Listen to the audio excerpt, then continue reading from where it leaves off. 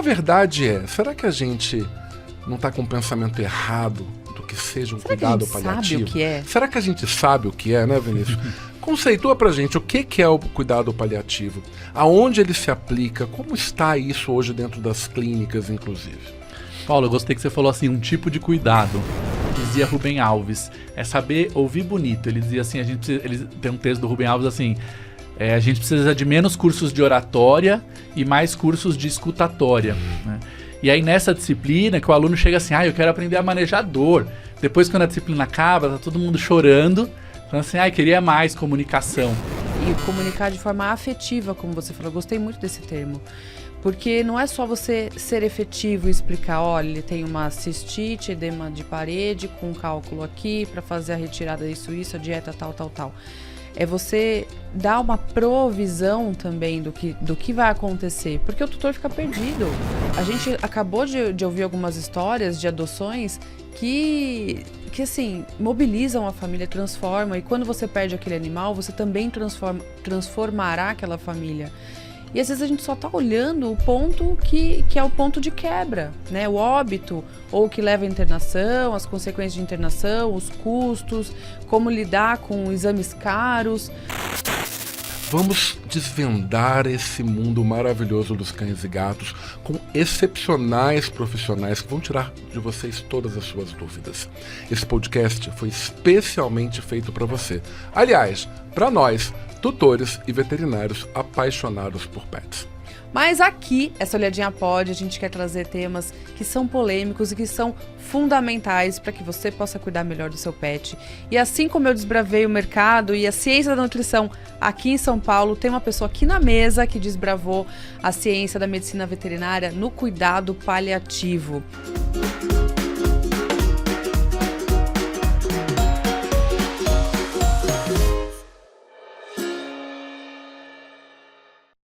Sejam bem-vindos a mais esse episódio, esse bate-papo, incrível iniciativa da Gener. Sabe aquela olhadinha que você sempre quis pedir para o seu veterinário?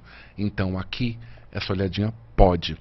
Vamos desvendar esse mundo maravilhoso dos cães e gatos com excepcionais profissionais que vão tirar de vocês todas as suas dúvidas. Esse podcast foi especialmente feito para você. Aliás, para nós, tutores e veterinários apaixonados por pets. Meu nome é Paulo Tabanês, eu sou médico veterinário especializado em medicina interna e infectologia, dou aula em várias pós-graduações no Brasil e sou diretor da Clínica Veterinária Tabanês, em Brasília. E eu estou aqui com a minha ilustríssima, maravilhosa e que nem precisaria de apresentações, Carla Maion. E eu sou a Carla Maion, sou médica veterinária também, trabalho com nutrição de cães e gatos há 14 anos e trabalho com comunicação, você já deve ter me escutado aí em algum lugar, aqui no digital ou no rádio, por aí. Mas aqui, essa Olhadinha Pod, a gente quer trazer temas que são polêmicos e que são fundamentais para que você possa cuidar melhor do seu pet. E assim como eu desbravei o mercado e a ciência da nutrição aqui em São Paulo, tem uma pessoa aqui na mesa que desbravou a ciência da medicina veterinária no cuidado paliativo, que é um assunto que gera bastante curiosidade, dúvidas, angústias. Quando iniciá-la, né? Se iniciamos no momento correto, se demoramos, quando ela é indicada, enfim, vamos tirar todas as dúvidas com ele, que é o Vinícius Pérez. Obrigada pela sua presença, Vinícius. Apresentando rapidinho, o Vinícius, ele hoje é doutorando da USP, trabalha com cuidados paliativos há mais de 10 anos, então ele estuda e trabalha nessa área, tem muita bagagem para a gente explorar e hoje a gente vai destrinchar esse assunto. E também tem uma escola de cursos que é o CPVET. Obrigado, Carla, Paulo. Eu que agradeço. Uma alegria estar aqui com vocês. Obrigado para a Gener pela oportunidade. Tenho certeza de que o papo vai ser muito gostoso. E é um papo, né, Carla, que a gente evita pensar. Né? A gente tem os nossos velhinhos em casa e a gente evita pensar nesse tipo de cuidado, que é o cuidado paliativo. A verdade é, será que a gente não está com um pensamento errado do que seja um cuidado paliativo? Sabe o que é? Será que a gente sabe o que é, né, Vinícius? Conceitua pra gente o que é o cuidado paliativo, aonde ele se aplica, como está isso hoje dentro das clínicas, inclusive. Paulo, eu gostei que você falou assim, um tipo de cuidado, porque vai de encontro com o que eu costumo dizer que paliativo é um sobrenome. O que eu faço é cuidar. né? Cuidar é a resposta que você oferece a uma situação de sofrimento. Então, a Organização Mundial de Saúde define justamente o cuidado paliativo como uma abordagem direcionada a alguém que tenha uma situação de sofrimento decorrente de uma doença que ameaça a continuidade da vida desse indivíduo, não necessariamente uma doença incurável ou em fase final, mas que por ameaçar a vida desse indivíduo gera um sofrimento para ele, para o seu entorno, para sua família, para a equipe que cuida desse indivíduo. Um sofrimento de ordem física, na medida em que gera sintomas, mas também um sofrimento emocional, social, existencial, né? E o cuidado é a resposta a esse sofrimento. Então, é uma abordagem que integra o tratamento do paciente, focada em alívio de sintomas, em conforto, em qualificar e honrar essa vida até o final, né? Mas não necessariamente só no final. É isso que é interessante, né, Carla? Porque normalmente se pensa em cuidado paliativo com fase terminal. Olha, seu animal tem uma doença incurável, vai morrer já já, ele está numa fase terminal, vamos fazer cuidado paliativo. E não é isso, né, Vinícius? É algo muito além disso, né? Vem antes, né? Antes dessa fase final. E isso que vocês estão dizendo, a família, com outras palavras, diz quando passa numa consulta e recebe esse acompanhamento, eles dizem assim, poxa, foi tão especial e ajudou tanto, que pena que isso veio agora no final. Seria tão bom ter esse cuidado durante a trajetória, né? Então, justamente, se ele é para melhorar a qualidade de vida, melhorar a experiência do indivíduo naquela trajetória de doença, quanto mais cedo, melhor, de modo que não seja visto como uma alternativa ao fracasso ou um prêmio de consolação. Agora, o que sobrou para você é só um paliativo. Mas você acha que o médico veterinário sabe, de forma geral, isso? Ele está preparado para isso? Ele sabe quando indicar o cuidado paliativo? Porque talvez a base esteja aí. Porque esse cuidado e essa indicação só vai chegar naquela família se o médico veterinário clínico souber quando, por quê, de que forma, qual o time, não é? Veja, não só saber o tempo de indicar, e aí na palavra indicação a gente pode pensar num referenciamento para um profissional especializado, mas a gente pode pensar no indicamento na indicação como ele também inserir essa abordagem na sua própria forma de cuidar. Então, qualquer veterinário que cuide de pacientes, ele não vai encaminhar ao menor sinal para todos os especialistas, para um cardiologista, para um dermato, para um nutrólogo, para todos os especialistas, de modo a segmentar e fragmentar o cuidado desse paciente. Deixa eu só te cortar um minuto, mas isso é o que tem acontecido hoje no mercado. Infelizmente. O mercado de especializações, e eu não acho que não deva ter, óbvio que tem feito com que o clínico, o médico, o clínico geral, se exima de muita responsabilidade. Ele faz o atendimento, isso é pele? Dermato. Não, isso aqui eu acho que é endócrino. E às vezes com uma triagem é até ruim porque a base não foi boa. E isso está fazendo com que, eu gosto muito de uma frase que eu ouvi uma vez da Márcia Jericó, tem muita gente para fatiar o animal, mas não tem mais ninguém para juntar. Isso tem um pouco de correlação, segundo a forma que eu vejo, com um entendimento de olhar para o animal como um diagnóstico e como uma doença, e não como um indivíduo. Então, se é isso, aí eu mando para quem sabe daquela doença, né? Mas quem cuida do indivíduo como um todo? E aí, na mesma medida em que um bom clínico precisa ter noções básicas de dermatologia, neuro, cardio, onco, ele deve ter noções básicas de cuidado paliativo e inserir essas medidas. Então, quando a gente fala que o cuidado paliativo inicia-se desde o começo da trajetória da doença, desde o diagnóstico, não significa chamar o especialista. Eu não teria agenda para dar conta de todos os pacientes que têm indicação.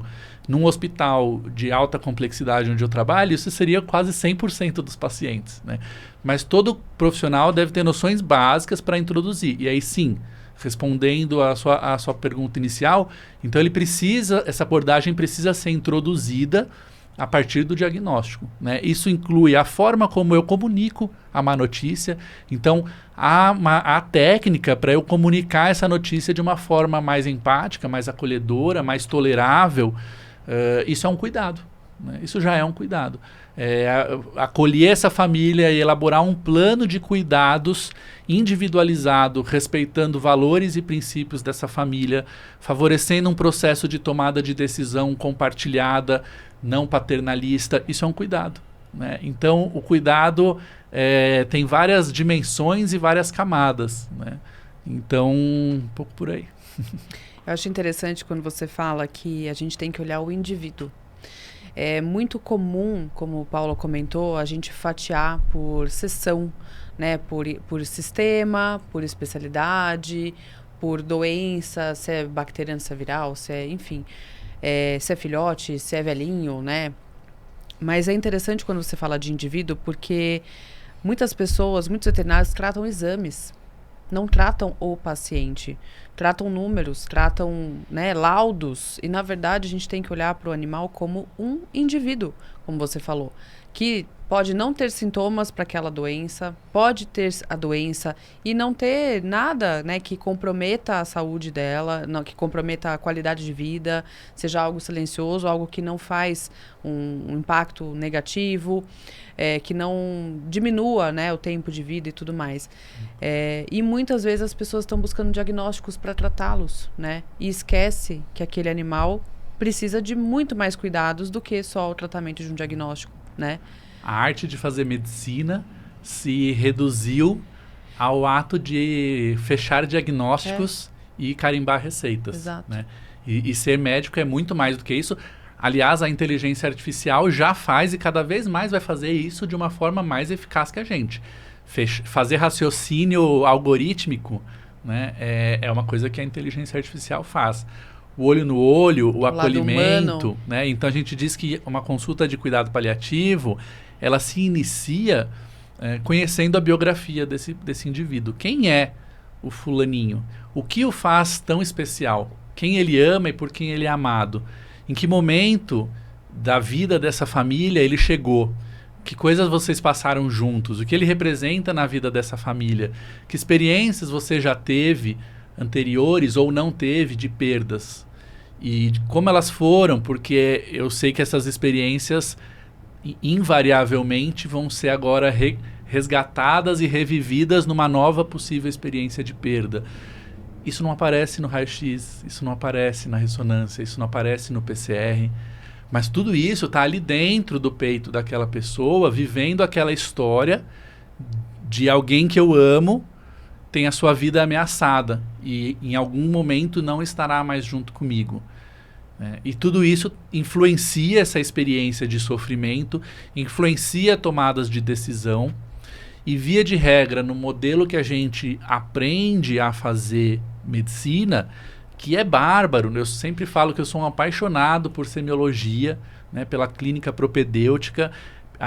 Aprendi uma anamnese larsoniana e faço questão aqui de lembrar em honra, em memória, né, a honra de poder ter esse aprendizado com o professor. E tudo isso tem um grande valor, né? Mas não é só isso, né? Eu não estou ali só para fechar diagnósticos e tratar doenças. Então, eu vou acolher esse indivíduo e essa família e olhar para esse sofrimento como uma experiência global, multidimensional e juntos elaborar um plano de cuidado para isso, né? Então, é verdade, né, o que a gente disse, o especialista, todo especialista tem o seu valor e a sua função. No caso do especialista em cuidados paliativos, casos mais complexos, então um paciente com sintomas de mais difícil manejo, uma dor de espineia, náusea, vômitos, distúrbios de sono, uma família com um grau de sofrimento e camadas mais difícil, uma situação em que a comunicação está mais difícil, são situações em que um profissional especializado tem mais competência e mais recursamento para oferecer um cuidado mais qualificado. Você já começou a falar parte do que eu ia perguntar para ti, mas quais são as doenças mais comumente que requerem um cuidado paliativo? Como você disse, não estamos falando de fase terminal.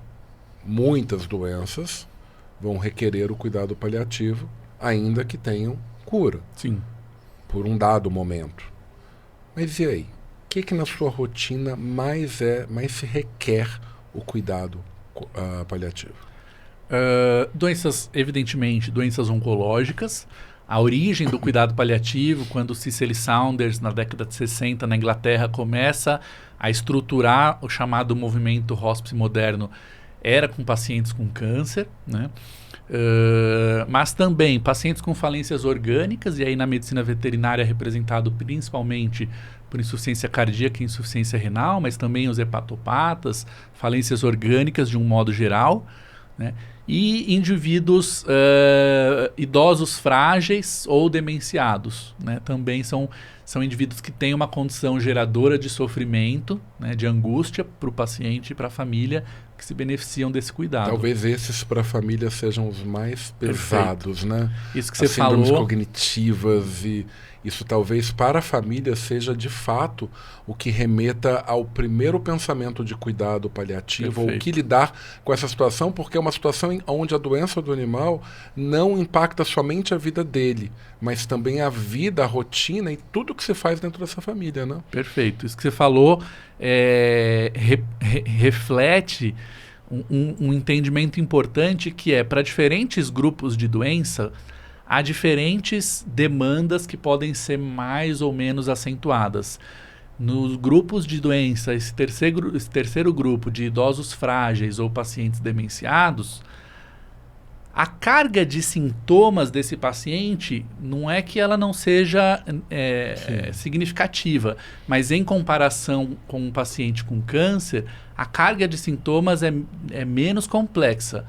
A sobrecarga do cuidador, porque a gente está falando de um indivíduo que tem baixa funcionalidade, alta dependência por um longo tempo, né? Um paciente, por exemplo, com câncer, ele vai ter perda de funcionalidade e aumento de dependência na sua fase final, que tende a ser abrupta e curta, né? Um indivíduo desse outro grupo de doenças, ele tem alta dependência por muito tempo. Então, estar atento à sobrecarga e o estresse do cuidador é um ponto de cuidado importante. Interessante, hein? Olha. Pois é, tem que preparar a família, porque a comunicação com a família também é importante. Acontece por exemplo, um caso como esse. Vai a família. Precisamos de um cuidado paliativo que claramente vai ser feito em casa. Porque o cuidado paliativo é como você disse, pode ser feito no hospital, pode-se começar no hospital, pode ir para casa, pode permear os dois. A gente não fala nisso, mas um paciente com diabetes é uma doença crônica que não tem cura. E que ameaça a continuidade da vida em alguma medida. São coisas que a gente não imagina, né? Porque, mas diabetes, todo mundo tem. Não, diabetes, um cardiopata, nossos poodles brancos cardiopatas de 197 anos, né? Que vão nessa, não sei nem se dá para falar de cuidado paliativo, porque o poodle não vai morrer, então não ameaça a vida dele. Acho que não é o caso. Tira essa parte, o poodle não morre e pronto. Pode ser outra raça. Mas, nesse caso, nesse ponto, a família não está claro. A mãe, a mulher quer fazer o cuidado paliativo do animal em casa, mas o marido não quer. Ou os filhos não ajudam. E quando não há uma comunicação, como é que a gente lida com isso? Eu adoro conversar com gente inteligente, assim, porque vocês já estão praticamente dando as respostas, né? Então, se por um lado ainda tem muito a desbravar na área de cuidados paliativos em medicina veterinária no Brasil, ver que os colegas já estão assim com outra linguagem, com outra abordagem, com outra percepção, alegra. Primeiro pelo fato, né, de você apontar uma demanda aí pouco óbvia, mas que mostra um entendimento do que a gente está falando aqui, de que é demanda por cuidado paliativo. Então sim, um paciente com diabetes pode ter demanda por cuidado paliativo. E indo mais diretamente ao ponto da comunicação, esse é um ponto nevrálgico na oferta de cuidado paliativo. Então costuma-se fazer um entendimento de 4 pilares basilares da prática desse cuidado, né? Quais sejam um controle exímio de sintomas, né? Uma comunicação efetiva e afetiva, né? Um suporte à família, como você bem colocou, né? E tudo isso realizado obrigatoriamente por uma equipe multidisciplinar, porque um Zé Manezinho aqui que sabe alguma coisa de um assunto, obviamente não é suficiente para gerir todo esse cuidado sozinho, né? Então trabalha-se com uma equipe multidisciplinar. E aí na comunicação, esse é um ponto assim, né? Na pós-graduação eu ofereço uma disciplina de 40 horas de comunicação. Às vezes o aluno chega assim, quero aprender a tratar dor. E a gente não estudou nem um minuto isso na faculdade. Na formação né? básica. Nada. Pouquíssimos cursos hoje estão começando a introduzir. E é assim, é surpreendente que a gente não tenha aprendido, né? Porque... Que falha, né? Eu falei da anamnese, que é muito boa para diagnosticar a doença, mas há outros aprendizados, né, de saber se comunicar bem. A gente vai entender que se comunicar não é simplesmente, meramente transmitir informação. Isso eu acredito que o veterinário faz, olhando estudos, melhor do que outros profissionais de saúde. O veterinário eu entro na sala de atendimento no hospital, sempre tem uma folhinha com um desenho de um cálculo uretral obstruindo, de um espessamento intestinal, de uma tríade. Você olha, eu fico brincando, você fala assim, o que era essa consulta aqui? Esse aqui estava em... O veterinário tem isso, de se preocupar em informar bem. Saber se comunicar, e aí a gente vai lá para a questão da família em conflito, é muito mais do que saber falar bonito, né? Dizia Rubem Alves. É saber ouvir bonito. Ele dizia assim, ele tem um texto do Rubem Alves assim, a gente precisa de menos cursos de oratória e mais cursos de escutatória. Né? E aí nessa disciplina que o aluno chega assim, eu quero aprender a manejar dor. Depois quando a disciplina acaba, tá todo mundo chorando, falando assim, queria mais comunicação, porque aí você vê que é um recurso valiosíssimo para você carregar na tua maleta, né, junto com o teu esteto, teu termômetro. Então eu digo assim, além de auscultar o coração, você vai aprender a auscultar a alma do outro, né, aprendendo a ouvir. Então eu disse, a gente faz uma anamnese, né, que eu vou querer conhecer a biografia, ouvir, uma escuta ativa que dá significado e valor para o que está sendo dito. Né? Então, a Carla está me ouvindo agora, está fazendo assim. Né? Isso é uma linguagem não verbal e está com as pálpebras mais abertas. Ela está dizendo assim, Uau, que faz sentido, que interessante. Sim. A gente faz isso intuitivamente, mas há treino para eu ler o não verbal e para eu usar o meu não verbal a ponto também de demonstrar, né, se eu estou mais debruçado aqui e te olhando no fundo dos olhos e te ouvindo como você está fazendo, assim, a família sente... Uau, esse veterinário está interessado. Ele está envolvido no meu problema. Ou se eu tô aqui assim, né? E eu mal olho na cara da pessoa. Tá. Entendi. Não, mas volta lá, isso aí não. Né? Então, a comunicação é um instrumento indispensável para boa prática, especialmente num contexto de sofrimento, de ameaça da vida, de conflito, que vai gerar angústia, conflito, né? Então a gente pode usar, por exemplo, nessa situação, um recurso de uma conferência familiar. Vamos sentar todo mundo para conversar? Vamos marcar um dia que vem você, vem seu marido, a gente ouvir as partes.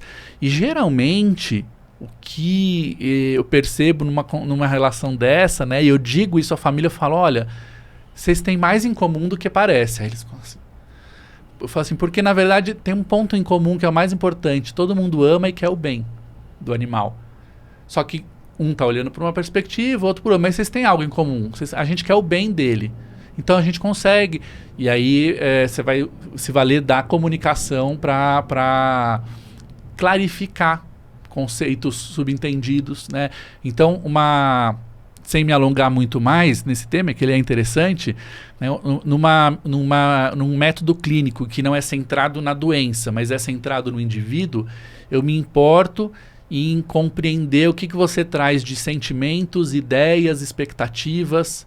Então eu te pergunto, Paulo, quando você diz que você não quer o cuidado paliativo, me explica um pouco melhor. O que você entende por cuidado paliativo e o que nessa ideia te desagrada?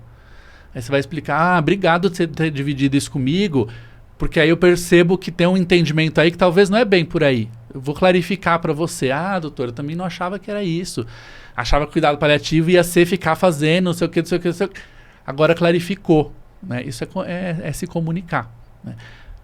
Via de regra, porque a gente não aprendeu, né? Você pode ter o profissional ali, tipo assim, essa família dá trabalho, nossa, que saco, que difícil, não sei o que. Né? A família é difícil, a família que dá trabalho, a gente podia, fazendo a Bela Gil, você pode substituir isso por uma família em sofrimento, né? Que está sofrendo e que precisa de acolhimento. Eu vou dizer uma coisa, se os médicos veterinários aprenderem isso, É impressionante. a gente já... Eu vou te dizer até outra coisa, até mais pontual. O simples fato de você se comunicar bem, entender o problema da pessoa, para trazer soluções. Muitas vezes o que a pessoa não está entendendo onde você quer chegar. Porque comunicação é você falar e o outro entender. Isso. Não é você falar. Isso. Isso não importa. Cheque o ponto de comunicação. Você está entendendo o que é paliativismo mesmo? Você está entendendo o que é quimioterapia? Você está entendendo onde eu quero chegar com esses exames todos que eu estou pedindo? Que é para identificar tal e tal coisa? Por que eu estou ampliando a sua colocação? Porque tendo uma boa comunicação, colega veterinário, você vai conseguir tudo o que você precisa no consultório, daquela família difícil, daquele tutor que, nossa, como é complicado lidar com ele. Às vezes você não entendeu quem é aquela pessoa. E para acessá-la, são formas diferentes, as pessoas não são iguais. Exato. Nem de longe as pessoas são iguais. Não adianta você aplicar uma fórmula e uma receita mágica de como acessar uma pessoa porque você aprendeu isso num curso de marketing. Não, não é. Você tem que entender, sentir a pessoa, sentir a necessidade dela, sentir o estilo dela, o que ela precisa. Às vezes é só ouvir. Às vezes é te ouvir. Às vezes é só falar. A gente não sabe. Isso que você está dizendo, Paulo, você começou falando assim, né? Não é só transmitir a informação, é o que o outro compreende. É só você pensar isso como uma via de mão dupla no outro lado. O quanto você está compreendendo a informação que o outro está trazendo, que, como eu disse, quando você investiga sentimentos, ideias, expectativas, pode ser que o que o outro está trazendo não é assim, Paulo, eu vim aqui porque eu quero de você o tratamento mais moderno e atual que existe para essa doença. Pode ser que o que o outro está dizendo seja, Paulo, eu vim aqui porque eu estou angustiada com essa condição do meu paciente. Eu quero medidas que façam sentido e que não sejam muito invasivas até certo limite. Paulo, eu quero que ele tenha a melhor qualidade de vida, mas eu não estou preocupada em aumentar tempo de forma artificial, forçada. As expectativas podem ser infinitas. A gente sempre pressupõe que o que o outro quer de mim, né? Eu sou um entusiasta da prática baseada em evidência. Eu quero estar atualizado com o que há de mais moderno. Não significa que cada um está chegando ali e querendo de você aquilo. Então eu preciso também saber ouvir o outro, né? O que o outro deseja, o que o outro tolera, espera, tem condições. Que vivências o outro tem, né? Há pessoas, por exemplo, que vão te dizer assim, eu faço o que tiver que fazer, que não precise internar. Tá errado você pensar só assim, pelo guideline, fala assim, esse quadro aqui internado eu salvo. Sem internar ele morre. Tá, e essa pessoa tá te dizendo assim, se ele ficar longe de mim, eu tenho uma culpa que eu carrego porque um outro animal morreu longe de mim, que me dilacera a alma diariamente, e eu não vou passar por isso de novo, eu não abandono ele nem por um segundo. Eu tenho um pacto com ele de que ele não ia mais ficar sozinho. Quem tá certo? E eu acho isso super importante que ele falou. Agora, colega veterinário, entenda, isso não quer dizer que o tutor chega e diz o que ele tem que ser feito, o que o proprietário ou o tutor vai falar que vai ser feito como terapia. Não.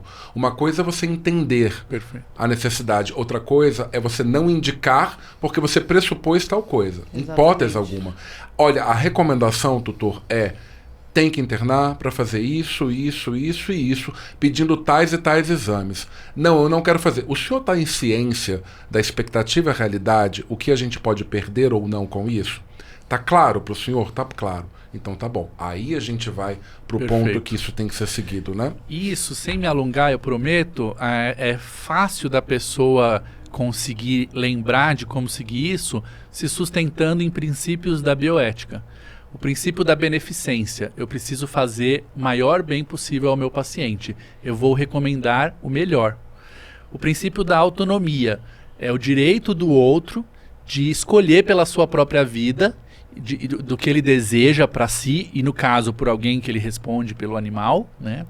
Então ele pode dizer, eu quero desse jeito ou eu não quero desse jeito, só que há um limite para o exercício da autonomia na bioética, que é a indicação técnica. Senão eu estou invadindo outro princípio que é o da não maleficência. Então se a pessoa chega lá e fala assim, isso eu quero fazer desse jeito, só que não há indicação técnica. Você não vai estender um tapete vermelho e falar, claro, eu vou fazer do jeito que você quer.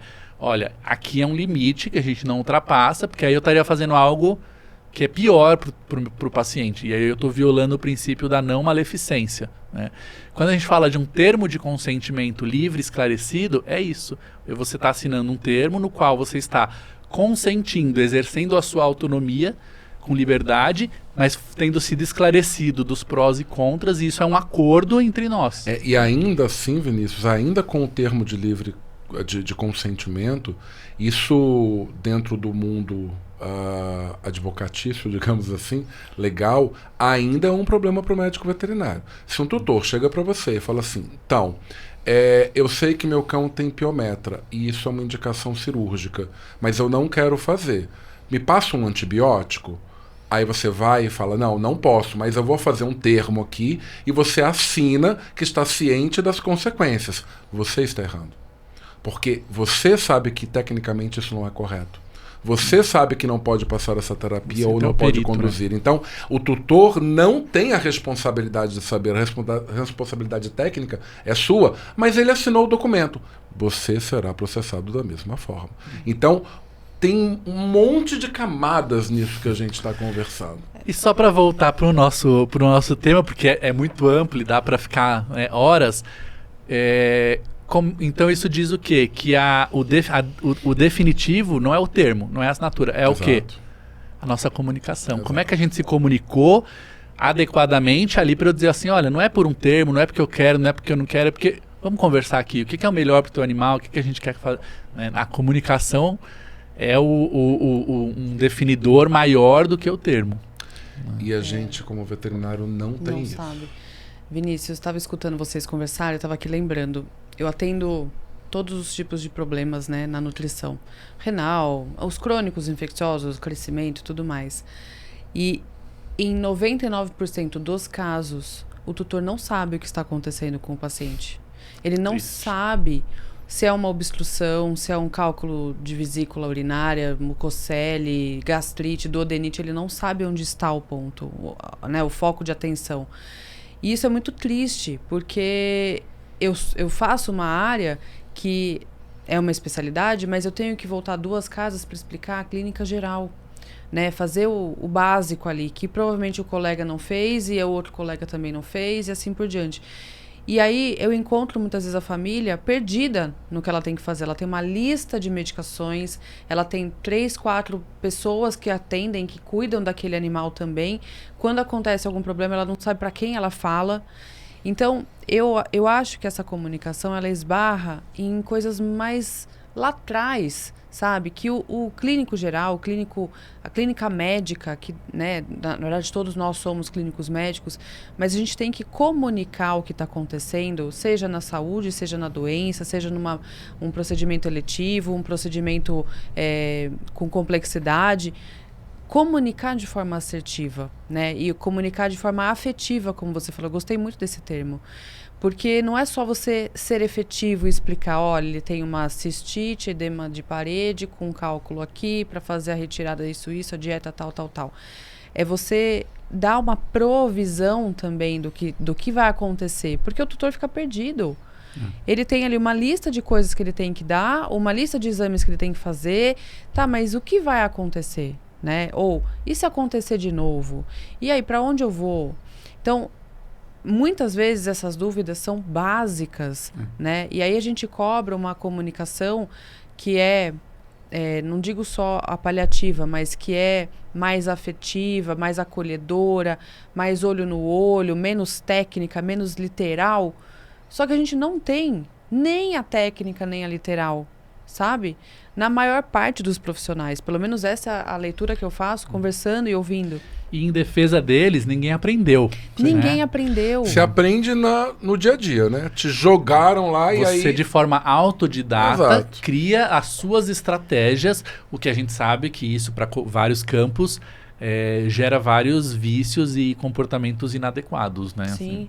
E a gente vê, até comparando a medicina humana, como a gente é mais afetuoso no atendimento, né? Como a gente harmoniza mais uma situação de doença, a gente acolhe a família, a gente conhece os pais, né? Enfim, conhece muito da família. Mas a gente ainda não tem esse lugar que você fala, né? De conhecer as histórias, conhecer o que aquele animal representou quando ele chegou em casa, como foi a adoção. A gente acabou de ouvir algumas histórias de adoções que assim, mobilizam a família, transformam. E quando você perde aquele animal, você também transformará aquela família. E às vezes a gente só está olhando o ponto que é o ponto de quebra, né? O óbito, ou o que leva à internação, as consequências de internação, os custos, como lidar com exames caros. E talvez a gente não esteja olhando para essa transformação que a família vai passar. E aí, depois dessa introdução toda, que eu fiquei refletindo, ouvindo vocês, eu te pergunto, quando indicar uma conversa nessa profundidade? Não digo que todo veterinário vai aprender, porque não vai. A gente não tem a capacidade ainda de ser um bom comunicador técnico. Uhum. Então, um bom comunicador técnico e humano, vamos dizer assim, é um passo mais lá na frente, né? Que eu acho que as pessoas têm que ir buscando à medida que podem. Mas quando eu vou te encaminhar um paciente meu que pode não perder tempo. Pode ser que ele chegue e fale assim, nossa, foi o melhor momento para eu conversar com o Vinícius ou com alguém dessa área. E não fale para mim, nossa, eu deveria ter ido antes. Fiquei também muito pensativo ouvindo você falar, feliz, né, de ver essa conversa mostrando assim como que as coisas podem ser melhores na veterinária.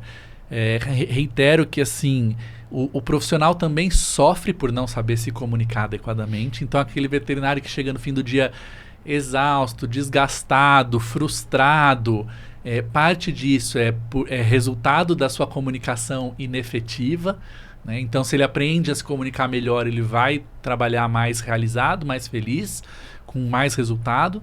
A boa notícia, dá para aprender isso, né? Eu ofereço cursos para quem quiser fazer e há outros cursos no mercado também. Então não é dom, comunicação, há técnica para a gente aprender, né? Então, por exemplo, você falou sobre a família não entender o que está acontecendo. Olha que coisa simples, como é que eu resolvo isso? Eu pergunto. Então eu posso começar uma abordagem de um paciente, ou no início da abordagem de um paciente que chega, que eu olho e falo, poxa, tá bem complexo isso aqui. Aí, empaticamente, eu suponho, se estivesse no lugar desse indivíduo, talvez estivesse confuso, né? E aí eu pergunto, Carla, eu queria ouvir primeiro de você o que você compreende do que está acontecendo e que dúvidas você tem. Aí você me conta. É simples. É simples. É checar o caminho da comunicação. Assim, nossa, Vinícius, como que não sei o quê? Como é que... Eu não tô... Então, assim, eu não tô entendendo o que a família quer. Aí eu falo, pergunta. Você pode dizer assim, olha, Paulo, eu quero ajudar vocês melhor e talvez eu não tenha compreendido exatamente algumas questões que você trouxe porque você disse isso e eu fiquei confuso porque você disse isso. Me explica um pouco melhor, o que vocês desejam da gente? Qual é a expectativa de você? Pergunta. A gente subentende que eles já sabem. O tempo todo. E mais do que né? subentender, a gente também julga. Totalmente. Sim. E aí vai criando camadas e carapaças. Quero morrer com a história do... Entendeu? Vem falar que a bolinha surgiu ontem, eu sei que essa bolinha... Não é da sua conta. Hoje ele está na sua frente falando, eu preciso da sua ajuda. Você não se formou juiz, você se formou médico. E você fala, eu vou te ajudar. Não é da sua conta? Em algum grau, e eu não esqueci de responder ainda a tua pergunta, em algum grau eu penso que fere a gente pensar assim, poxa, se tivesse vindo antes, eu poderia ajudar mais. Eu tô frustrado, porque, ok, guarda a sua dor pra você, leva pra sua terapia, você não se precisa cuida, causar mais dor. Dá lição de moral? Não precisa. Ele não veio ali na consulta pedir lição de moral. Ou quando fala, né? ele só come ração e a gente sabe que não. Então, E aí a questão da indicação. Então, por exemplo, hoje, né, no hospital, eu tenho um serviço de cuidado paliativo há 5 anos, né? E quando eu digo um serviço, então não é um atendimento que eu vou lá de volante. Esse serviço ele está inserido na estrutura, né? A gente faz reciclagem, educação continuada. Eu acompanho os casos do hospital de uma forma dinâmica e fluida, de modo que a equipe compreende assim, olha, esse paciente aqui se beneficiaria. E aí uma outra dúvida das pessoas, além da hora de indicar, como eu faço isso sem parecer que eu estou dizendo para a pessoa que chegou ao fim da linha, que a gente está desistindo, que não vai fazer mais nada. E aí, de novo, a orientação que eu dou também é simples, aprenda e saiba dentro de você que cuidado paliativo não é isso. Se você está com medo de parecer isso, é porque em algum lugar dentro de você acha que é isso. Tem dúvida. A partir do momento que você compreende, né? Então, assim, se eu tenho aqui um negócio para te dar, um envelope, ele tem $1 milhão. Se você sabe que é $1 milhão, a gente não vai ficar desconfortável de eu falar o que eu tenho para te entregar. A gente vai ficar desconfortável se o que tem aqui é ruim. Oferecer cuidado paliativo para alguém é ofertar $1 milhão, né? É dizer assim, eu tenho algo muito bom que nessa situação difícil que você está passando tem muito a contribuir, porque vai ajudar a ele ter uma vida muito melhor pelo tempo que for, né? E quanto mais precocemente, melhor ainda. E aí eu explico dessa forma, né? E a pessoa fala, poxa, que interessante. O cuidado dele pode ser agregado, porque também nesse entendimento está pressuposto que não é uma alternativa de tratamento. Não é faz um parte, ou outro. Exatamente. Jamais a gente deveria pensar assim. tipo de tratamento. E parte. Né? Não deveria ser entendido jamais como, por exemplo, deixa de tomar você tudo quer aquilo. fazer a químio ou você quer cuidado paliativo? Mas é essa. É assim que é colocado. É É assim um que é erro. colocado. É como E se o eu estivesse próprio te tutor dizendo tem assim, essa né? percepção. Entre duas coisas boas, você só pode escolher uma. Né? Mas Não, é eu um quero erro as conceitual. duas. É um erro conceitual. É um erro conceitual. E Isso tem isso que tá mudar na no mente entendimento do veterinário. e do tutor E aí também. porque assim, o senso comum, né, da sociedade é de que paliativo é gambiarra, é prêmio de consolação. A palavra tem essa conotação, a gente ouve nas notícias assim, né? O político tomou essas medidas são paliativas, elas não resolvem o problema, ela mascara o sol com a peneira. Então, ser paliativista também é diariamente ser um educador e explicar, olha, eu sei que há um entendimento equivocado, não é isso. Cuidado paliativo não é... Alguns serviços humanos até discutem, ou de fato o fazem, mudar o nome. Então, vamos chamar de serviços de cuidados crônicos, serviço de suporte continuado. Eu sou do time que assim, não, chama paliativo mesmo, a origem do nome é uma coisa lindíssima e vamos chamar de paliativo e vamos explicar, né? Que o termo paliativo vem do latim pallium, pallium em latim é um manto de proteção. Então, eu estou estendendo sobre o meu paciente um manto de proteção contra o sofrimento, né? Isso é ofertar cuidado paliativo, é proteger do sofrimento. Na verdade, você vai além do paciente, né? Você vai além família. do manto no paciente. O pallium é para a família. Você cuida da família. Então, Também, existe um Exato. lado psicológico que, como veterinário, você teve que desenvolver, certo? O cuidado é para os dois, né? Então, assim, não adianta eu segurar na sua mão e falar palavras bonitas se ele está com dor e eu não sei controlar essa dor efetivamente. Claro. E saber acolher o outro adequadamente não necessariamente é uma competência psicológica. Quando a gente fala de uma equipe multidisciplinar, se eu identifico que você, Carla, tem uma predisposição para viver um luto mais complicado, então o luto é um fenômeno natural de se viver, não é um problema. Agora, você passou por perdas múltiplas nesse ano, perdeu 2 gatos com felve, vai morrer o 3º, perdas traumáticas. Há nuances aí de um luto que pode ser mais complicado. Opa, vamos acionar o psicólogo? Né? E aí não sou eu. Né? Então a gente falou de equipe multidisciplinar. Aí eu vou acionar o psicólogo. Então eu falo, o trabalho que eu faço não é psicológico. Se eu chamar minha psicóloga e falar assim, fica aqui hoje um dia no meu lugar lá no hospital, ela não consegue dar conta de nada. O trabalho que eu faço é médico. Né? Mas sim, eu e englobo a dimensão emocional do outro como foco de atenção do meu trabalho também. E não Perfeito. deve se fugir do luto, né? O luto é algo que tem que ser vivido. É o início e o fim de um ciclo, e na vida tudo é cíclico. Então o luto ele tem que ser encarado, cada um vai encarar de uma forma diferente, é óbvio, e passar por uma forma diferente, que é baseado nas suas experiências e todo esse contexto, mas ele deve ser encarado e superado. E falando sobre luto, então não tem como não falar sobre isso. E eutanásia? Quando indicar eutanásia? Esse é um momento que na medicina veterinária eu sinto duas coisas que eu sinto. Uma banalização. Perfeito. Se faz eutanásia para qualquer coisa pela sua incompetência como médico de te dar diagnósticos diferenciais, diagnosticar, tratar ou ter qualquer tipo de cuidado paliativo ou tentar dar uma condição boa para aquele paciente. Então, se faz eutanásia, melhor não passar por esse problema, vamos acabar com o sofrimento. O sofrimento não sei bem de quem é o sofrimento. Tá? Então, assim, eu fico um pouco preocupado com isso. Ou realmente tem-se pessoas que vão estender até não haver mais limite de nada. Então tem os dois extremos da história. Obviamente você lida por ter doença crônica e não por ser fase terminal, mas por lidar com doença crônica, com a eutanásia, como uma opção, não uma alternativa, né? E não como a primeira alternativa. Ou a única. Ou a única alternativa. E aí? Como lidar com isso? Tá fácil a nossa missão de falar de tudo isso nesse período de tempo. Né? E é impossível eu simplificar essa resposta para não, como você disse, incorrer numa banalização sem contextualizar. Né? Então eu penso um primeiro contexto e você deu muitas dicas boas para eu seguir um roteiro de resposta, que é a nossa relação enquanto sociedade com a morte e o morrer. Né? Então a nossa sociedade ocidental, judaico-cristã, tem uma relação bastante ruim com a morte e o morrer, diferente de outras sociedades.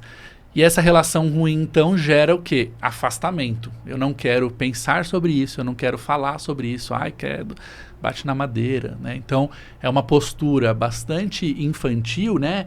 Como uma criança que, se ela está fazendo assim, né? Quando a gente brinca com a criança, então, não estou vendo, porque eu estou fechando os olhos, né? Então, você está assim, eu estou me escondendo. Ou você está atrás daquela cortina transparente, seus pés aparecendo, você aparecendo. A gente brinca assim com a morte. Se eu não estou falando de você, se eu fecho os olhos para você, você também não está me vendo. Isso tem consequências ruins, né? Porque a gente, no Brasil, é uma sociedade que morre mal. Então, há índices que avaliam isso, né? Um índice da The Economist que a cada 4 anos avalia isso, mostra que no Brasil morre-se mal. Né? E há vários critérios para medir isso: existência de cursos de cuidados paliativos, oferta de opioide para controle de dor, entre vários outros marcadores. Como médicos, quando a gente é uma pessoa que foge de olhar para a morte, a gente incorre em ir para esses dois extremos que você falou, porque os dois extremos, o que a gente está fazendo é fugir da morte. Então, assim, meu Deus, o morrer vai ser uma coisa difícil, vamos antecipar isso aqui para não passar por isso? Eu estou fugindo. Segunda forma que eu enxergo. Ou não deixo a morte acontecer e artificialmente fico segurando, prorrogando não mais a vida, mas o processo do morrer, eu não estou encarando. Né? E há um caminho do meio, né? Que eu enxergo como um caminho de amor. Né? Então, a gente pode chamar isso tecnicamente de eutanásia, que vem a ser a antecipação da morte para aliviar o sofrimento. O outro eu posso chamar isso de distanásia, que é a prolongação do processo de morrer artificialmente, um indivíduo que não tem mais a menor chance de sobrevida plena. E a ortotanásia, que nada mais é do que morrer. Né? Então eu não antecipei, eu não prolonguei. Morreu na hora que tinha que morrer, sob cuidados. Né? A gente também não aprendeu e não aprende, não reflete sobre nada disso. E aí eu olho muito com esse olhar do medo da banalização para a eutanásia. Por quê? Porque se a gente for pensar, por exemplo, que indisponibilidade financeira é um motivo, e é descrito como um motivo legalmente, a gente vive num país em que 90% da população vive na pobreza, metade disso na miséria, e 10% da população é uma bolha que concentra a renda, né? Países que discutem a descriminalização da eutanásia para humanos obrigatoriamente passam por etapas como a população tem acesso efetivo a cuidados paliativos como uma outra estratégia para amenizar o seu sofrimento em vida, antes de pensar numa medida extrema de cessar a própria vida como única forma de aliviar o sofrimento. A gente não tem, né? Então, no Brasil, pensando em pessoas, morre-se na fila para esperar o exame para diagnosticar que tinha câncer. Imagina se descriminaliza a eutanásia e aí você tem ela como um recurso. Ai, Vinícius, que absurdo falar isso. Ninguém vai fazer.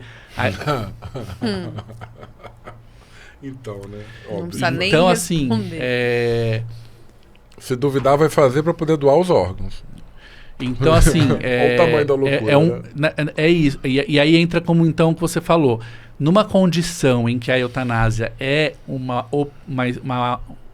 escolha possível, ela deve sempre ser vista como uma escolha possível. Na medicina veterinária, ela é legalizada e ela é uma escolha possível. Então, eu não gosto, inclusive, de usar o termo indicação, porque a indicação me dá a ideia de que essa é a melhor escolha, a correta ou a única. Eu gosto de entender como esse indivíduo preenche critérios para que a eutanásia seja uma opção para ele. E aí eu estou falando de um indivíduo que ele está em fase final de vida, em processo ativo de morte. Então ele entrou numa fase em que ele está morrendo, e aí nessa fase ele perde bastante funcionalidade.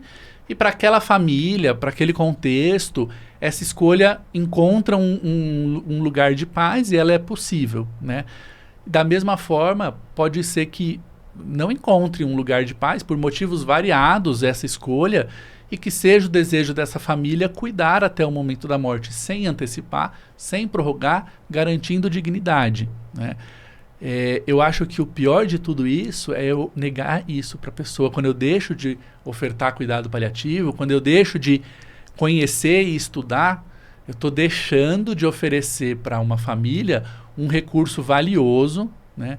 E deixando, às vezes, a eutanásia como uma única opção, né? Que muitas vezes pode ser uma escolha muito pesarosa e custosa que vai levar a culpa, arrependimento. Eu não queria ter feito esses... Né? Então eu ouço as pessoas dizerem assim, eu tive que fazer aquilo, né? E me entristece. Nem fala a palavra, né? A maior parte das vezes quando alguém não vai comigo... Não é assim, eu escolhi fazer, eu tive que. A maior parte das vezes quando alguém vai comigo, isso é muito comum na leishmaniose.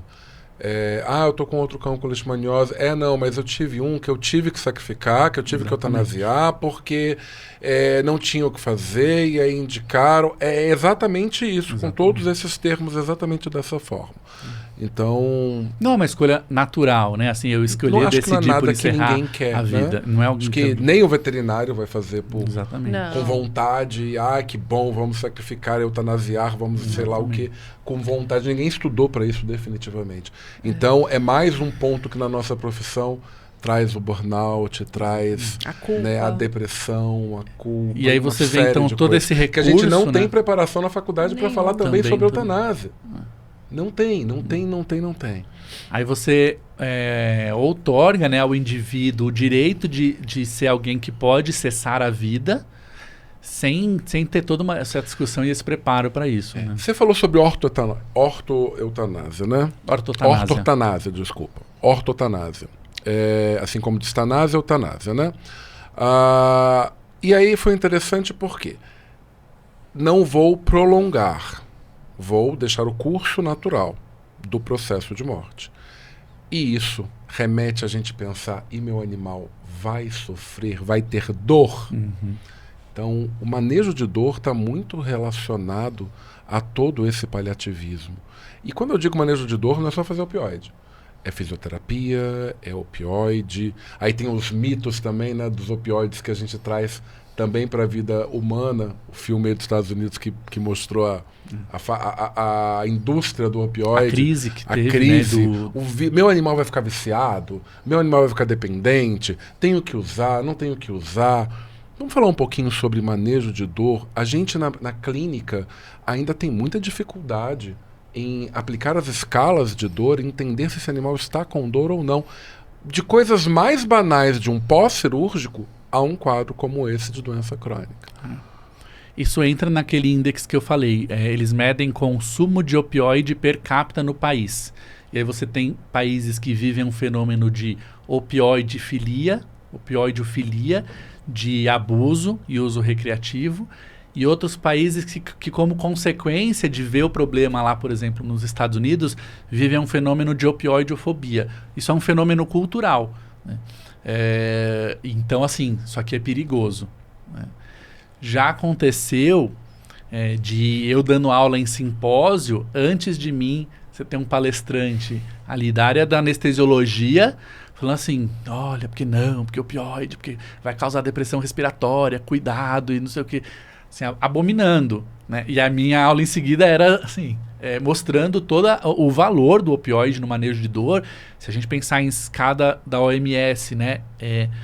Eu brinco, eu falo com os estagiários, o receptor Mi ali no coro dorsal da medula é o lugar que o Papai do Céu criou para ser o lugar mais efetivo de controlar a dor, né? Há vários outros focos, receptores farmacológicos, métodos não farmacológicos, mas sintetizando, o Brasil é um país com formação frágil em manejo de dor, em gente e em animais. Talvez, sem falar em estudo, minha impressão é de que também na veterinária a gente está um pouco melhor sobre isso, porque como ele não fala, talvez a pessoa se preocupa mais, mas muitos de nós têm dificuldade. Eu acho que a avaliação a gente está melhorando, porque fala-se muito de avaliação de dor, né?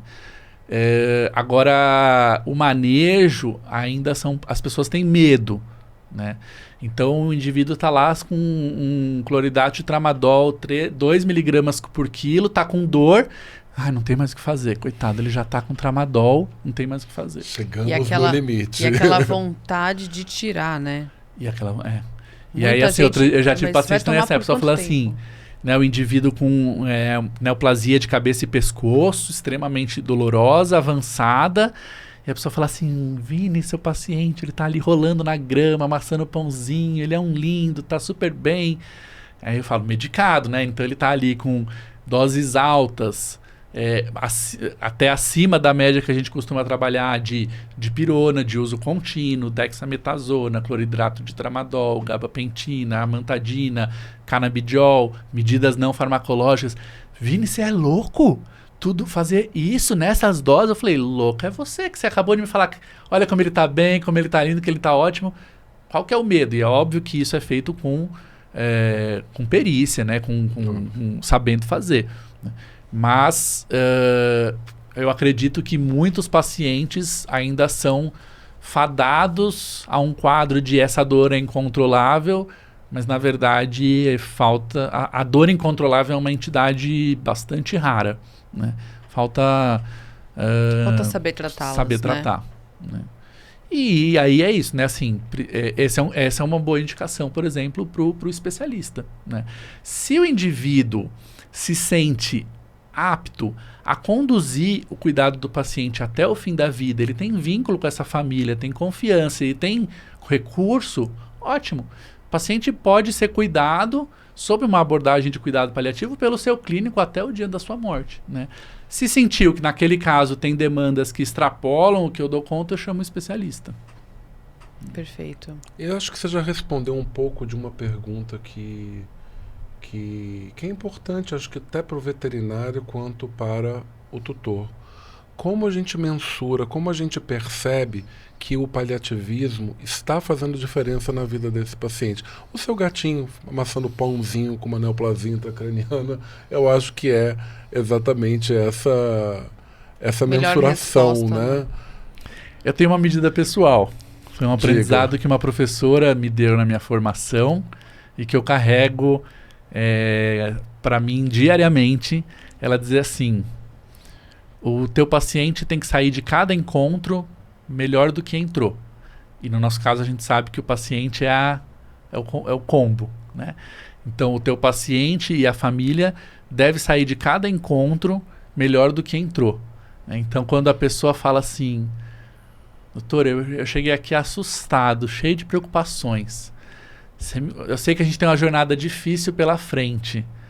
E o que você me contou é até um pouco assustador, mas eu tô saindo me sentindo aliviada e mais e me sentindo amparada para lidar com isso. Obrigado, foi ótimo essa consulta. Tô com esperança agora. Ali é um super medidor, né? Para mim, de que o trabalho está sendo bem feito, né? De que o sofrimento está sendo cuidado. Obviamente, os medidores não estão relacionados a viver ou morrer ou a quantidade de sobrevida, mas se essa história está sendo honrada, validada até a sua última respiração, né? Não é tempo de vida, é qualidade, são bons momentos durante esse período de vida. Ou como dizia a Cicely, não adicionar vida aos dias, mas dias... Desculpa. Vida. Não adicionar dias à vida, mas sim vida aos dias. Exato. Nossa, impressionante. Eu tô impactada aqui. Eu já quero fazer esse curso dele, já quero aprender a ter essa comunicação, essa abordagem. Eu achei incrível. Eu acho que isso falta na nossa formação, como outras matérias, né, que a gente já comentou aqui que não existem. Mas esse olhar até o final, a gente se preocupa muito, né, com o início, a condução da vida adulta, a fase geriátrica, mas e o final? Ninguém fala do final. Como vai ser o final? Como melhorar os dias, dar mais vida aos dias, independente de quantos dias. E quando quer falar, Carla, a gente foge, né? Às vezes a família fala assim: doutora, nossa, ontem, tem hora que eu olho, acho que ela parou de respirar, acho que ela morreu. Aí você faz o quê, né? Não, boba, credo, para de pensar nisso, olha aí, ela tá ótima, não fica pensando nisso. Essa pessoa, ela te disse, né, exercitando a escuta ativa: doutora, eu tenho pensado sobre a morte e eu queria pôr isso para fora, né? Então, se eu ouvir isso de uma forma diferente, né, posso dizer, né? Então, assim, é mesmo? Nossa, eu imagino que você deve ter ficado assustada de olhar e pensar que ela estava morta, né? Como é que foi? Você quer falar sobre isso? Você tem pensado sobre isso?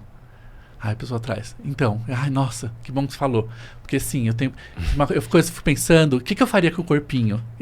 Então ela queria falar sobre a morte. Óbvio, porque vai acontecer, tá gerando incômodo, e não falar sobre fica... Aprisionado. A história do rei está nu, né? Aquela história lá assim que o alfaiate não tinha o tecido, falou pro rei assim: olha, eu fiz um manto com um tecido muito especial que só os inteligentes podem ver. Aí o rei: que lindo! Aí o rei vai pra festa peladão, tá todo mundo assim, meu Deus, só que ninguém pode falar nada. É o elefante branco ali no meio da sala. Então não vamos falar sobre a morte, né? E vira um problema maior. Eu acho que tem um ponto também que esbarra, né, na nossa formação, que é dar tempo de vida. Muita gente: mas quanto tempo ele vai viver? 6 meses, 1 mês, 1 ano? Essa previsão, essa provisão, de que forma a gente pode melhorar essa comunicação? Porque muitas vezes é um grande achismo que esbarra naquilo que você falou, em traumas, em dificuldades da família. Ela fala: nossa, mas acho que ele só vai viver mais uns 6 meses, e agora? Né? É uma notícia muito pesada, né? E muitas vezes não é verdadeira, porque a gente não sabe, né? Na minha experiência, eu abomino Sim, mas falar existe tempo de... muito. Na oncologia tem muito isso. Mas tem estudo.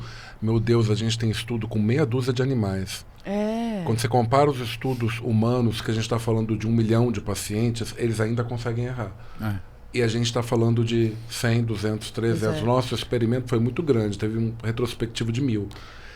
E a gente, às vezes, coloca um tempo para começo e fim. Quando a gente fala, sobrevida... Eu sei que muitas vezes as pessoas precisam disso, faz parte do estudo. Ok. Mas sempre que eu uso isso, eu já coloco uma vírgula e já coloco: olha, mas nem se ligue a isso. Porque muitas vezes isso não funciona e não é bem assim que funciona. E eu percebo que quando a pessoa tem essa data, tem essa previsão ou sobrevida, ela já desiste de muitas coisas. Ah, então não vou mais fazer tal coisa. Ah, cirurgia, não vou fazer também. Ah, físio, pra que fazer físio? Não, deixa ele comer o que ele quiser, deixa ele fazer o que ele quiser. Parece que as coisas vão desistindo, né? É um grande erro fazer uma mensuração de tempo assim, eu concordo. Acho que a gente não tem esse papel, mas é algo que acontece. E o tutor recebe essa informação, essa bomba no colo. Então, como que a gente lida melhor com isso? Como até ensinar o veterinário a não ter essa comunicação, né? A lidar melhor com uma expectativa, uma sobrevida e passar essa informação de uma forma mais afetiva, né? E real. Você não sabe. Fale, você não sabe. Né? Mas enfim, nesse contexto todo. Falar eu não sei é uma coisa também que daria um podcast inteiro sobre isso, né? Assim, falar eu não sei. Ter coragem, né? Da forma que eu vejo, quando o Paulo diz assim, né? Vírgula, mas explica. Essa vírgula, salvo se esse indivíduo for alguém totalmente alienado e fora da casinha, e essa hipótese tá no jogo também. Tão comumente, né? Acontece. Mas salvo isso, o ser humano sabe que você não tem bola de cristal, que você não tem o Google Agenda lá de cima, que você não sabe quando é que é o dia e a hora. Então, não raras vezes essa pergunta vem acompanhada de: doutor, eu sei que não tem como ter certeza, mas então assim, a pessoa sabe. Então talvez, da forma que eu vejo, o mais importante não é exatamente saber a data. E aí, de novo, né, eu pergunto, por que você está me perguntando isso? E por que para você é importante saber? Aí a resposta disso pode ajudar a gente a conseguir trilhar um caminho muito mais fácil. Porque a pessoa pode... Uma vez o rapaz me disse assim: doutor, eu tenho umas férias pendentes para tirar. Se você me disser que pode ser que ele morra nos próximos dias ainda esse mês, eu tiro essas férias para ficar com ele o dia inteiro e aproveitar. Aí eu falei assim, essa eu sei responder. Era um caso que, no caso, eu sabia, dada a condição clínica do animal, que ele não viveria mais do que dias, né? Ele não viveria semanas ou meses naquela condição clínica. Eu disse, então tira suas férias e curte ele. Eu já imaginei que ele ia falar, vou tirar as férias, ele vai morrer e eu vou viajar. Poderia ser ou não, também. Quero dar uma viajadinha e voltar já já. Agora vamos supor, e aí você não sabe a resposta, né? Você vai dizer assim, olha, eu não sei se ele pode ser que ele morra nas suas férias ou não, mas a gente pode tentar elaborar um plano, então, para... se você for viajar e essa hipótese existe, como que a gente vai deixar planejado? Ou você quer, considerando que essa hipótese existe, você quer cancelar as férias? Sim, vamos focar no que efetivamente a gente consegue fazer com a estimativa que a gente tem. E aí, pensando em estimativa, você tem os trabalhos, né, que eu concordo, infelizmente eu gostaria que a nossa base de evidência científica fosse ou seja muito mais robusta no futuro, mas ela ainda não é robusta. Você tem ali o estudo de expectativa de sobrevida, mas eu posso também, na medida em que eu identifico a doença em fases, uma doença em fase avançada, uma doença em fase final, ou um indivíduo em processo ativo de morte, e há critérios para eu conseguir classificar, eu consigo saber se eu estou dizendo, num processo ativo de morte, que esse indivíduo tem horas a dias de vida, numa doença que tem claramente sinais de fase final, ele tem dias a semanas. Agora, se ela não tem evidências de fase final, mas ela é uma doença avançada, eu estou falando de meses, né? E tudo isso, obviamente, né? Esses meses pode acontecer um evento imprevisível e antecipar, né? Mas eu consigo ter essa noção. Isso, às vezes, já é organizar. Acho que o foco é como é que a gente ajuda o indivíduo a organizar a situação.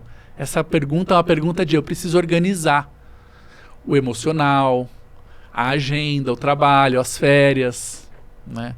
Então, como é que eu consigo te ajudar a organizar, né? Outro dia, quando a moça me falou assim, né, que estava com medo, ela falou assim, eu tô com uma angústia. Falei, me conta. Ela falou assim, eu fico pensando, quando ela morrer, então não era assim, se ela morrer, quando ela morrer, o que eu vou fazer com o corpo?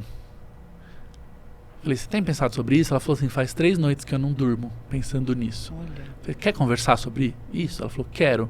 Aí nós conversamos. Ela, ai, doutor, obrigado. Nossa, eu não sabia. Agora eu tô aliviada, eu vou escolher essa opção aqui e tô mais leve. Cuidado.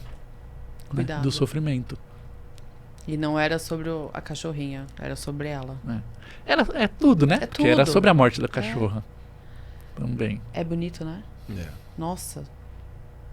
Como a nossa profissão vai além, né? Do que a gente imagina. Como ela isso abrange, engrandece, né, a nossa profissão. Quantas áreas a gente consegue tocar e... Se você pensar que aquele animal, ele tem uma história de vida, né? Eu falei algumas vezes aqui sobre o termo biografia. Então é muito rico e belo pensar na biografia do indivíduo, né? Essa biografia envolve quando ele chegou na sua vida. O que vocês já viveram juntos?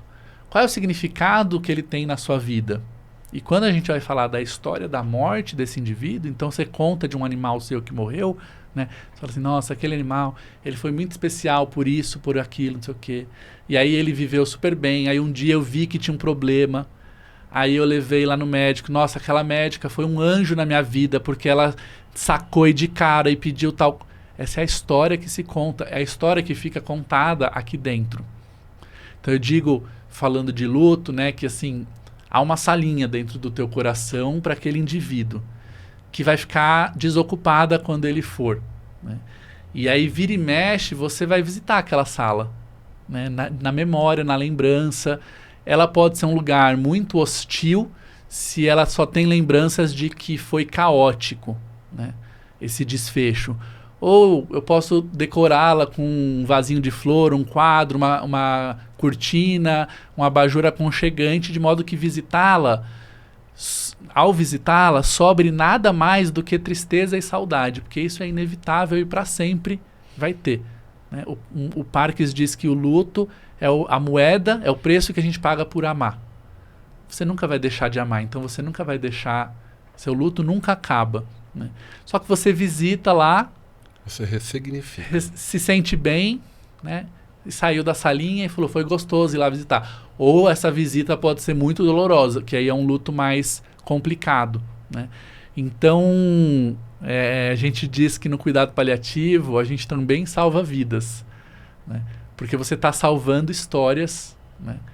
Que aquele livro terminou e até o seu ponto final foi uma história contada com beleza, com ilustrações de aquarela muito bonitas e que revisitá-la dá um quentinho no coração, né? Então você salvou aquela história de um final trágico. Isso também é salvar uma vida imortal. Tô sem palavras. Você já se emocionou? E você viu que a gente tá... o tempo todo. Eu imagino. O tempo Porque todo. a gente já Eu tá, imagino. né? Não, eu tô Porque aqui, a gente eu já tô tá imersa emocionado. nesse papo. E choro. E eu imagino, porque eu me emociono com meus pacientes, eu não tenho essa profundidade que você tem. Eu Então- penso que, assim, não existe relação de cuidado sem envolvimento, né? E o envolvimento vem no sentido de sentir com o outro. É impossível você sentir pelo outro, e talvez isso gere sofrimento, fadiga de compaixão e burnout na gente quando você tenta tomar a dor do outro para si. Sim. Porque, primeiro que seria muita sobrecarga, mas também é impossível, porque o que é do outro, mas você pode sentir com o outro, Sim. né? Cuidar é sobre estar ao lado. Uma outra forma de medir, né? Assim, nós estivemos ao lado, houve amparo. E, inclusive, quando eu estava em lua de mel com o cuidado paliativo e mais mirim, eu pensava assim, eu não impeço a morte, mas eu não vou deixar que ninguém sofra. Não tem como. A ilusão, né? Hoje, eu penso assim, nenhum paciente meu vai sofrer desassistido. O sofrimento é inerente, a gente nasce e começa a sofrer, né? Ou vem aquela ideia assim, né, de coitadinho, ele não merece isso. Ninguém merece. né? Mas o sofrimento, quer a gente goste Ele ou faz não, e a parte. despeito da gente não entender, entra nos mistérios da vida, faz parte. Então, uma medida de sucesso é assim, não vai passar por sofrimento desassistido, desamparado. Isso não é pouca coisa. Nossa, Mas isso não é enorme. Eu falo sempre assim, eu vou pro hospital, eu passo ali debaixo do minhocão e vejo gente deitada no chão se cobrindo com um jornal. E aí eu chego no hospital e vejo uma pessoa que está sofrendo profundamente porque o seu gato, que ela ama, está doente. E ela move montanhas para cuidar desse gato. E aí eu falo assim, o cara lá não tem. Então, assim, não é pouca... E aí, você perguntou se eu me emociono? Já me emocionei, né?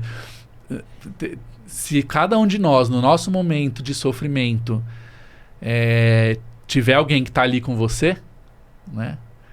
Isso não é pouca coisa. É sobre isso. É sobre estar ao lado do teu paciente e enxergá-lo como um ser biográfico, né? E aí a coisa do, assim, da doença, do diagnóstico, do exame, fica desse tamanhinho. Ficou bem pequenininho. Ficou desse é Perde importante sentido. pra Nossa. caramba, né? Eu disse Perde assim, a minha sentido. psicóloga, se ela sentar no meu lugar, ela não faz o meu trabalho. Eu preciso saber avaliar os exames, prognosticar, Claro. diagnosticar e tratar, né? Mas isso é isso aqui, né? Aí tem mais um monte de coisa. E aí você tem uma ideia, então, de que não tem mais o que fazer. É o oposto. É assim, nossa, tem muito a ser feito para cuidar de alguém em sofrimento. Muda a perspectiva. Uau! Peraí, deixa eu me recompor aqui, né? Impressionante. Eu me emocionei também. Que bom, fico feliz de que a gente se emocione. Sinal que bate um coração aqui dentro. Vou sair pensativa dessa conversa. Bastante, né? Muito. E entendendo quanto a gente ainda tem e pode fazer pelos nossos pacientes, né? Então, enfim, é incrível. É incrível poder ter esse olhar diferente e entender que tem muito mais além da medicina. Tem muito mais além de medicina. O médico que só sabe de medicina, nem medicina sabe. Exato. Disse algum sábio em algum momento da história. E aí a gente está falando aqui não é Exato. sobre morte, a gente está falando sobre vida. Sim. Mas Sim, ainda sim. que esteja, né, esbarrando em algumas outras áreas que não estão na medicina, ainda tem muita medicina dentro do paliativo. Total. Né? Sim, sim. Tem muita medicina dentro do paliativo. E talvez nosso grande erro é não conhecer essa medicina dentro do paliativo. Né? Não entender todas as vertentes que podem ajudar esse animal até o último dia. Isso é um erro, porque aí o indivíduo vai pensar assim, do ponto de vista médico, eu já estou fazendo tudo. Mas O que ele vai Mas fazer a quem mais de te diferente? disse Mas que- não tá. Então, Mas não quem tá. te disse Se que a o gente paciente só precisa de medicina? Exato, exato. E não raras vezes, mesmo do ponto de vista médico, há muito mais a se ser fazer. feito. Sim, claro. Né? Quando você extrapola o entendimento para além do controle da doença, mas manejar sintoma, como não é um treinamento habitual do veterinário, o que ele está achando que ele está fazendo ainda é limitado. Vamos pegar o exemplo da nutrologia. Né? Assim, a pessoa pode achar que ela está arrasando na recomendação nutricional e chama um profissional especializado, ele vai abrir o mundo e falar, olha, Sim. tem muito... Nossa, eu não imaginava que se podia Ou fazer nem tudo isso aqui. sabia, né? Né? Que Exatamente. poderia. Quando a gente fala de um cuidado paliativo num momento oportuno, que é num momento mais próximo ao início da jornada, um manejo nutricional adequado prevê, por exemplo, que esse indivíduo vai invariavelmente, inexoravelmente evoluir com síndrome de anorexia, caquexia, que isso, como consequência de resposta inflamatória sistêmica gerada pelo câncer, vai vir acompanhado de outros sintomas, como fadiga, né, que é o sintoma em humanos mais prevalente e mais debilitante no indivíduo com câncer, decorrente de resposta inflamatória sistêmica, e inversamente proporcional, mais subestimado, subtratado. Né? E aí vira um cluster, né? Um conjunto de que, assim, se eu tô com fadiga, eu fico mais imóvel, e aí eu perco mais músculo, e aí se eu tenho menos músculo, eu tenho menos força, e aí eu como menos, e aí eu também tô anêmico, né?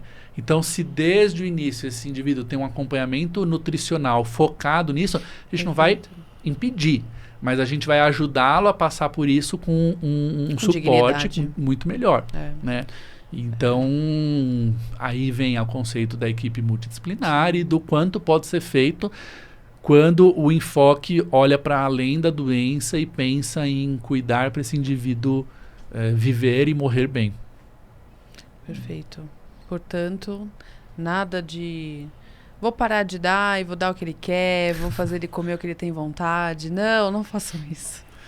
Não é sobre isso, né? Seria muito rico, né? Assim, se a gente pudesse, por exemplo, ter uma equipe multidisciplinar com um nutrólogo compondo os atendimentos todos. Vamos fazer acontecer. Vamos fazer isso acontecer. Isso, assim, vai virando um nível de excelência, né? De oferta de cuidado para o indivíduo. Que nem na medicina indivíduo. Na medicina humana. Bons serviços, você, assim, por exemplo, em bons serviços nutricionista, fono, físio, a fisioterapia também, assim, é uma área, assim, não se cuida de não se cuida de alguém sem físio, é uma área extremamente subestimada. Na veterinária está avançando a passos largos, ainda bem, né? Mas as pessoas têm aquela visão de, assim, reabilitar porque quebrou um osso, porque é uma questão ortopédica. Não, então, prevenir que fique num estado deplorável. De disfuncionalidade, né? Então, assim, essa funcionalidade que piora com fadiga, com caquexia. Há evidências robustas em humanos de que um dos poucos e a melhor intervenção para reduzir o efeito disso é a fisioterapia. Manutenção de massa magra. De massa magra, de mobilidade, de movimento, de circulação. Né? A fisio ajuda em tudo isso. E aí é isso, cada um junto. Né? E também um trabalho em que a equipe está coesa, tendo o protagonista aqui da história no centro, né? Então não é assim, vai lá com o fulano, a Nutri disse isso, agora você vai passar na consulta, né? Esse é um conceito de uma equipe interdisciplinar, que a gente também ainda tem um caminho aí para chegar nisso, mas a mim isso não me dá um desânimo de pensar que não é assim, pelo contrário, mostra que o que para as pessoas está parecendo frustrante pensar, não tem mais o que fazer, coitadinho, não, tem muito ainda para gente. E não é uma exceção, todo quem faz a formação de cuidado paliativo sair assim com essa sensação de tipo, é isso que eu tô sentindo, né? E não raras vezes para o nosso paciente e para a gente. Você repensa a sua vida, a comunicação, a gente se comunica o tempo todo, né? Nas nossas comunicações, nas nossas relações pessoais. Né? Então você fala assim, nossa, isso vale para aquela relação também. Muito né? interessante. Você briga com alguém, aí você fala assim, não foi o que você disse, foi o jeito que você falou. E tal, eu sei que é a mesma coisa. Vamos colocar a nutrologia nesse blend de ações, de atividades. Vamos fazer parcerias. Vamos. Olha, foi incrível. Quero muito Já agradecer. Acabou? Olha, passamos até nosso tempo, assim, eu ficaria o dia inteiro ouvindo e refletindo aqui, mas eu quero muito te agradecer, Vinícius, por ter trazido a sua experiência, trazido o seu olhar sobre esse cuidado, que hoje a gente vai, a partir de agora, vamos chamar de cuidado paliativo, mas acima de tudo é um olhar de amor, de cuidado, de responsabilidade, dignidade com o paciente. O que você está construindo é algo, além de muito bonito, mas é algo essencial, que poucas pessoas fazem, poucas pessoas falam. Então, que o nosso momento aqui de conversa chegue a muitas pessoas, não só a veterinários, mas a tutores que tenham, né, pets aí em situações de cronicidade, de dor e não terminais, né? Vamos lembrar que não é só para pacientes terminais, mas que isso chegue. Então, quero muito te agradecer. Quero agradecer para quem acompanhou até aqui. Quero deixar o convite para você acompanhar os próximos episódios, mas compartilha, coloca ali seus familiares, seus amigos que têm pets, seus colegas de veterinária que precisam desse conhecimento tão rico. E vamos encerrar, né, Paulo? É isso, né? Com um pesar no coração, vamos encerrar, né? Só temos a te agradecer, Vinícius, pela sua participação aqui, foi realmente incrível. Trouxe muitos momentos de crítica ao que a gente faz no dia a dia, o que a gente não faz, momentos de emoção, momentos que a gente pensou nos nossos cachorros, nos nossos familiares, enfim. Muita coisa passa pela nossa cabeça, né? E dizer que, enfim, pensem mais na comunicação, na empatia, no que você pode fazer pelos seus pacientes e pelos seus animais. Não deixe para o final algo que a gente pode melhorar muito esse caminho. É uma jornada. E essa jornada, ela pode ser melhor ou pior. Pode ser até mais longa, inclusive. Mas independente do tempo, é como foi dito. Vamos dar vida, vamos dar prazer, vamos dar amor, carinho, atenção e qualidade de vida, seja o tempo que for. Bem, se ficou alguma dúvida para você, já sabe.